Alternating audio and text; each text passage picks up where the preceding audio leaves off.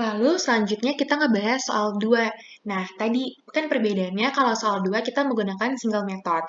Kita baca dulu soalnya. Di bawah ini terdapat data-data dari PT Bittersweet untuk periode 31 Desember 2019.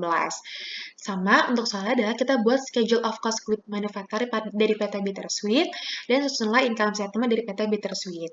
Pertama kita klasifikasiin dulu sama kayak soal 1.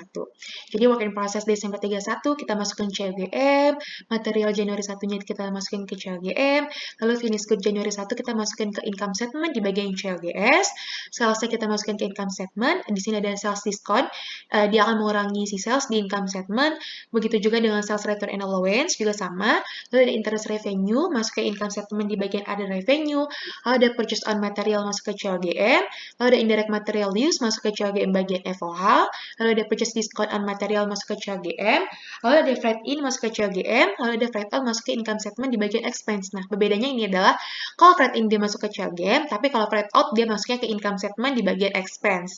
Lalu ada direct labor cost dia masuk ke CLGM, ada indirect labor cost dia masuk ke CLGM bagian FOH, ada office salaries dia masuk ke income statement di bagian administrative expense, ada commission for sales respond sales person dia masuk ke income statement di bagian other expense, ada advertising expense dia masuk ke income statement di bagian selling expense, lalu ada utilities factory dia masuk karena ada kata factory nih dia masuk ke CLGM bagian FOH, lalu ada rent factory juga masuk ke CLGM bagian FOH, ada property tax factory dia masuk ke CLGM bagian FOH, lalu ada depreciation plant equipment factory dia masuk ke CLGM bagian FOH, ada interest expense dia masuk ke income statement di bagian other expense, ada factory insurance dia masuk ke CLGM bagian FOH, ada maintenance factory, dia masuk ke CLG bagian FOH, lalu ada finished good Desember 31, masuk ke CLGS, karena dia 31 berarti dia ending ya.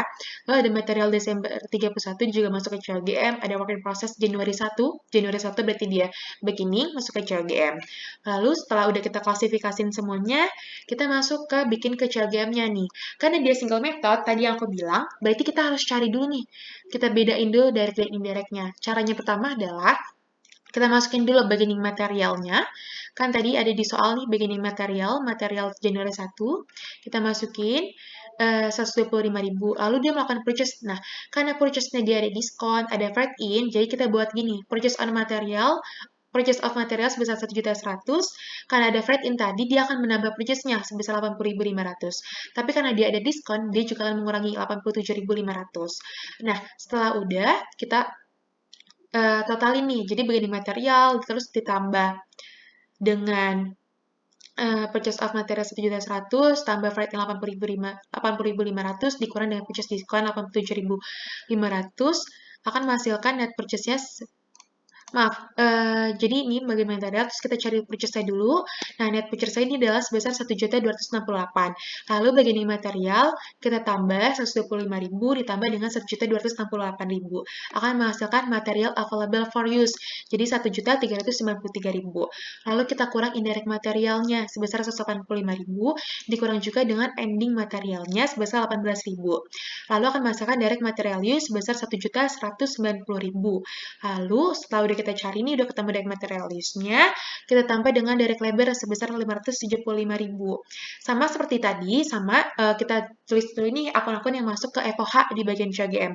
Tadi ada utilities factory sebesar 360.000, ada depreciation plant equipment factory sebesar 200.000, lalu ada property tax factory sebesar 280.000, lalu ada indirect labor cost sebesar 250.000, ada indirect material sebesar 145.000, lalu ada factory insurance sebesar 50.000, ada rent factory sebesar 22.000, ada maintenance factory sebesar 20.000. Jadi kita totali total factory variety adalah 1.367.000. Setelah udah kita totali, kita jumlah sama seperti jawaban soal 1, kita tinggal total. Jadi direct material use sebesar 1.190.000, kita total tambah dengan direct labor sebesar 575.000. Lalu kita tambah juga dengan total factory overhead sebesar 1.367.000. Nah, totalnya adalah total manufacturing cost-nya adalah sebesar 3.132.000. Setelah kita udah total manufacturing cost-nya, kita tambah dengan WP beginning sebesar 60.000, lalu kita kurang juga dengan WP ending sebesar 300.000. Hasilnya adalah CLGM-nya adalah 2.892.000. Nah, apa sih yang ngebedain dari susunan si CLGM-nya yang single method sama separable method? Kalau misalnya single method, kita lihat di sini. Indirect material itu muncul dua kali. Ada di sini, ada di setelah kita mencari direct material use, dan juga muncul di factory overhead. Di sini indirect material nih. Nah, sedangkan untuk separable method, dia tidak muncul. Jadi indirect material hanya muncul di factory overhead saja, tapi tidak muncul di sebelum direct material available for use. Itu yang membedakannya. Nah, setelah itu kita lanjut ke soal 2. Yang B, kita disuruh bikin income statement. Nah, bedanya income statement yang kalau di soal 1 dan soal 2, kalau di soal 1 kita udah tahu revenue-nya.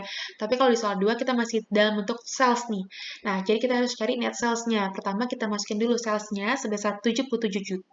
77 juta, lalu karena tadi ada sales diskon dan ada sales return allowance, kita kurang. Jadi 77 juta dikurang dengan sales diskon sebesar 300.000, dikurang juga dengan sales return and allowance sebesar 50.000. Menghasilkan net salesnya sebesar 77.650.000. Lalu kita cari COGS-nya nih. Pertama COGM dulu kita masukin yang tadi udah kita temuin 2.892.000. Lalu kita tambah dengan finished good Januari 1 atau beginning finished good 1.700.000 akan menghasilkan COGS sebesar 4.592.000 lalu dikurang dengan ending finished good 700.000. COGS-nya ketemu 3.892.000. Lalu setelah itu kita kurangi nih net sales dengan COGS akan menghasilkan gross profit sebesar 73.758.000. Nah, karena tadi di soal 2 ada revenue dan expense, kita bagi nih.